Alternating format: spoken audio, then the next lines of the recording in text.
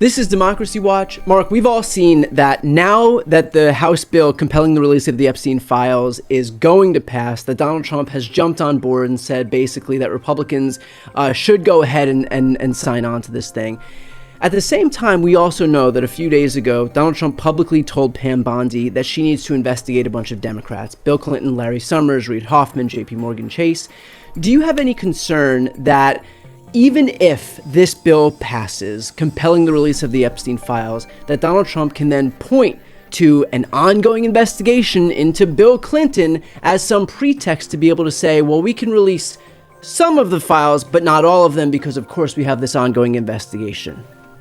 Oh, I think Donald Trump is going to play every card he can from the bottom of the deck. You know, he started by saying, as I said Friday, they should vote for it. I went back and looked at the transcript. He didn't say that on Friday.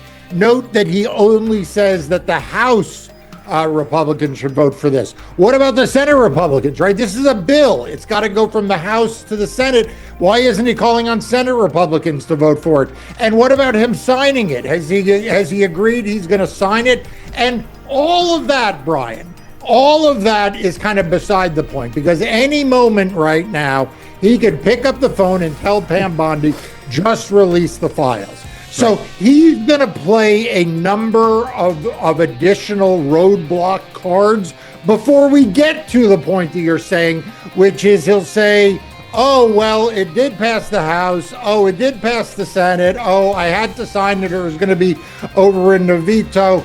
Oops. It turns out Pam Bondi can't release anything because there's this ongoing criminal investigation that Donald Trump, created out of thin air, out of whole cloth, out of nothing, in order to continue to stonewall the release of these files. There is no reason why they cannot be turned over to Congress.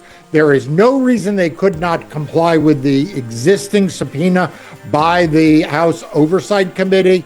And all of this is just a game by Donald Trump to try to stall the inevitable, which is the release of more and more emails, more and more documents, and maybe, just maybe, Brian, some videos or photos. It's worth asking, too, if there was some criminality that was perpetuated by Bill Clinton or Larry Summers or Reid Hoffman or JP Chase or any other Democrats, frankly, wouldn't that already be contained within the hundreds of thousands of documents where they already investigated all of this over the course of years and years and years? I mean, isn't that the whole point of being able to look at the documents to see all of the people that were involved? It's not like this investigation was only focused on Republicans. Anybody who was caught up in this dragnet of Jeffrey Epstein's criminality would presumably be contained already within the files that exist. Absolutely. And look, we know that all the heat and the energy has been by Donald Trump and his cronies to look after Democrats. I mean, that's of course been the goal all along. But you're right. I mean, to the extent that there was a full investigation of everyone involved with Jeffrey Epstein, you'd expect that would include everything. Donald Trump is not interested in going after everyone. In fact, Donald Trump may not even be interested in going after anyone here. Normally, I say he's only interested in going after Democrats. Here, he just wants the whole Epstein thing to go away. Like the Epstein files, the Epstein emails, the Epstein drawings, as you recall, like all of this is just one big embarrassment wrapped in a humiliation for Donald Trump. Like at a minimum, and I mean minimum, what these records continue to show is that Donald Trump is mentioned over and over and over again. Donald Trump is involved in some form or fashion. I don't know what the full extent of it is, but it is a big embarrassment for him, and I think he just wants them to all go away. Mark, I have to ask, too, I had read your newsletter, your Democracy Docket newsletter, and you posed a series of questions that reporters should be asking Donald Trump in light of this Epstein news. And so can you give some of those questions that you think reporters should be asking that we're not hearing any of these reporters ask Donald Trump?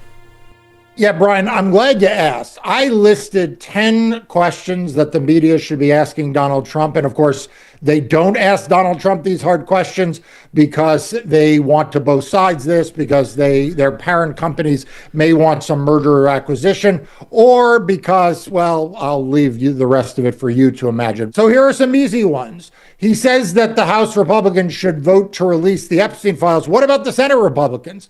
Will you publicly state that they should release the files as well? Will you commit to signing into law any House bill that obtains the release? One of my other questions, if you want the Epstein files released, why don't you simply order DOJ to release them now? On Friday, you said the Epstein files were another Russia scam. Why are you comparing an investigation involving Epstein to the 2016 Russia investigation? Is there something about your relationship with Russia that you believe parallels the evidence in the Epstein crimes? Another one, in one of the released emails, Mark Epstein tells Jeffrey to ask Steve Bannon if Putin has pictures of Trump blowing Bubba. Who's Bubba? Do you know whether Vladimir Putin has any photos of you performing a sex act with someone named Bubba?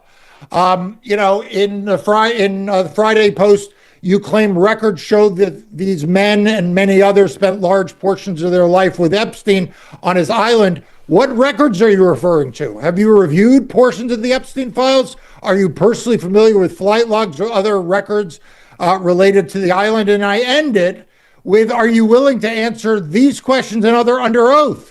Would you be willing to waive the immunity the Supreme Court gave you and any immunity you may have regarding Epstein and release the records? Now, that's just a handful of them, and I would love to see the legacy media ask these questions, and if he doesn't answer them, ask them again.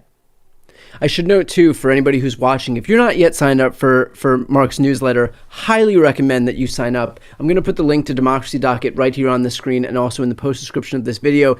This is the kind of analysis that we need to be elevating right now. So, again, if you're not yet signed up, please do yourself a favor and sign up. Mark, it's worth asking here, even if Donald Trump doesn't allow the DOJ to release any of this stuff, do you have confidence that what we're getting from the Epstein estate will be at least to some degree satisfactory in terms of exposing the criminality that we've seen? Look, I think we're getting a lot from the Epstein estate. That's clear. And I suspect that there's going to be even more that comes from the estate and also comes from others, right? Because, there are other witnesses who will have emails, who will have other documents as well. I am confident of this. I am confident that at the end of the day, these records are all coming out. Donald Trump can put a clamp on them in one place, but then they push in another direction. He could put a clamp there, and then it moves back. Like, he is panicked, clearly. I mean, you look at his body language, you look at his overall demeanor. He looks like shit. And I mean, that is for a guy who normally looks his age. He looks like overwrought by this. And he's clearly doesn't know how to stop it. But I think they are all coming out. The question is, as I said, I've asked legacy media why they aren't doing more here. I mean, ask yourself why they aren't beating the drum on Donald Trump the way they did Hillary Clinton over her emails, the way they did when it was John Podesta's risotto recipes that they wanted outed before the 2016 election. And maybe the answer, Brian, is because at the same time that they were clamoring for that, a reporter at the New York Times that is in these emails released in the most recent batch by the House committee is chortling it up with Jeffrey Epstein about pictures that Epstein may have of Donald Trump with girls in bikinis. And right. So this is from top to bottom one of the greatest scandals in American history, what Donald Trump is doing in trying to hold these records back. And you ask yourself, why isn't the media covering it that well? Well, I mentioned the New York Times. CBS News seems like they are, now in the suck up to Donald Trump mode, having paid $16 million trying to get their media mergers done. ABC News is in suck up to Trump mode, as Disney also paid money to Donald Trump. And, and remember what they did with Jimmy Kimmel until there was an outrage. CNN, I mean, what the hell happened to CNN? I mean, CNN, they're nowhere to be found. I mean, they are both siding their way into absolute oblivion. So it is left to people like you and this channel, and I hope everyone subscribes to this channel, hits the bell to be informed when there's new content, and other new media outlets, other independent media that don't rely on the corporate overlords, on the people that are sucking up to Donald Trump in order to get the important information out. I have to ask, too, what do you make of the fact that there were Republicans who, even up to the very last minute, like Troy Nehls, for example, who said that this is just a Democrat hoax, for notwithstanding the fact that it was Dan Bongino, it was Kash Patel, it was Alina Habba, it was Donald Trump himself, all of J.D. Vance, all of whom went on the campaign trail and said that we need to release the Epstein files. It wasn't the Democrats who were out there. It was the Republicans. To their credit, the Republicans who were out there saying that they need to release those files.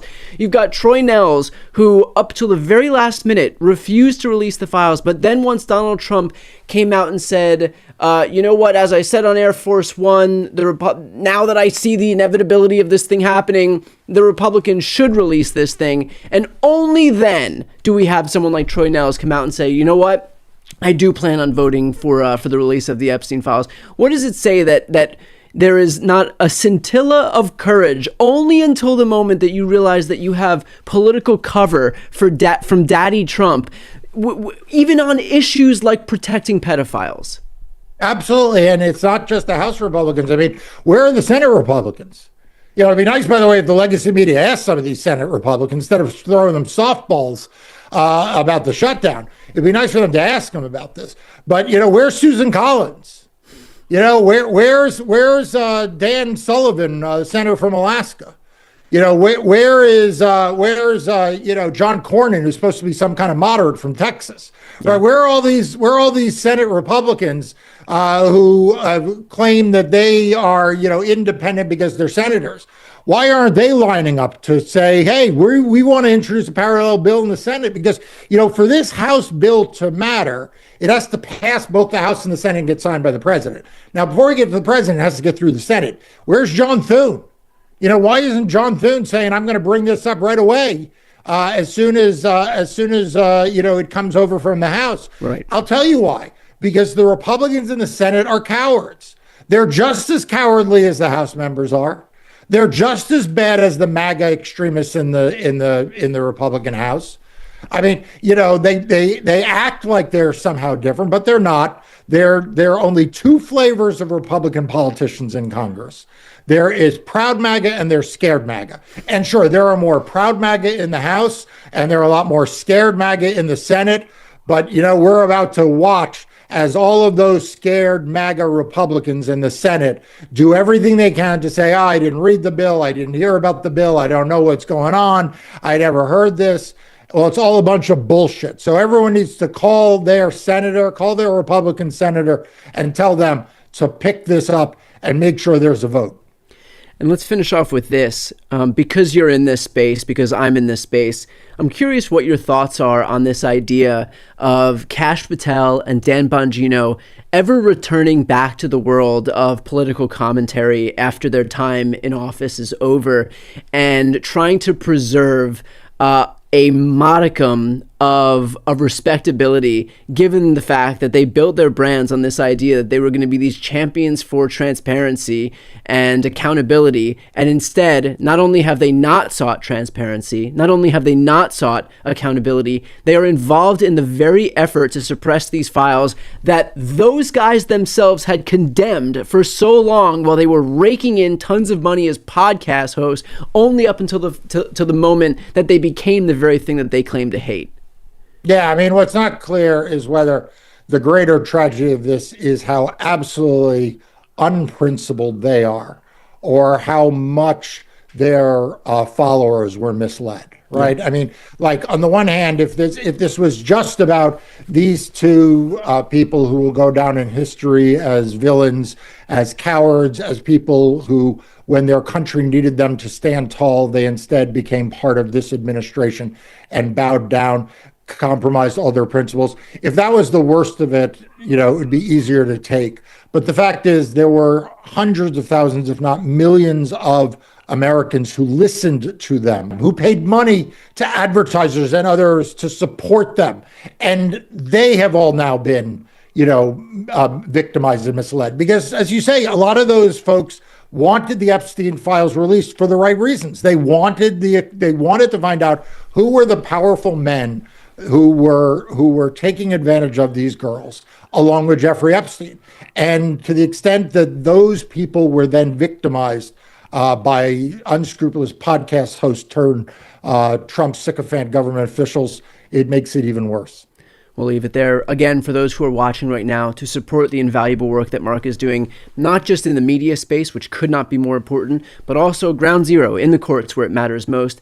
A small step that we can all take to support his work is to sign up for Democracy Docket. I'm going to put that link right here on the screen and also in the post description of this video. If you're not yet signed up, please do yourself a favor and sign up. I'm Brian Tyler Cohen. I'm Mark Elias. This is Democracy Watch.